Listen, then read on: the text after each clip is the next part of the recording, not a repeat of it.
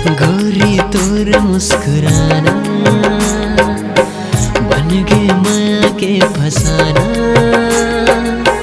जिंदगी तोर बिना सुनना लागे, कैसे करूं मैं बताना।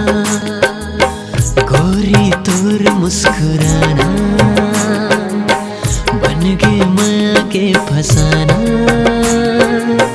जिंदगी तोर बिना सुनना लागे, कैसे करूं मैं बताना।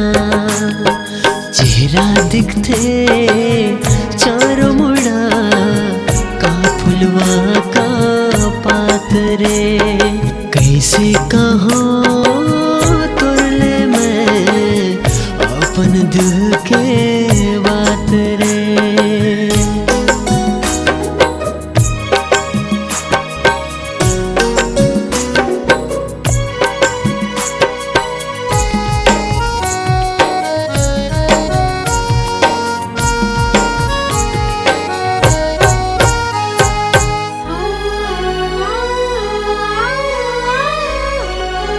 रूप तोर चंदास लागे, आतल दिल में छुपा लावे। कत कमया तोर बरमूला, आना तोला दिखा लो। रूप तोर चंदास लागे, आतल दिल में छुपा लावे।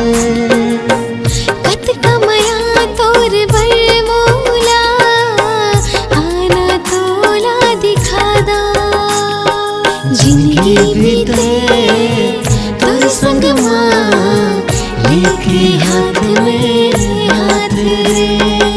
इसे कहाँ तोरले मैं अपन दिल के बात रे। तोर हर अंदाज रे अपन दिल के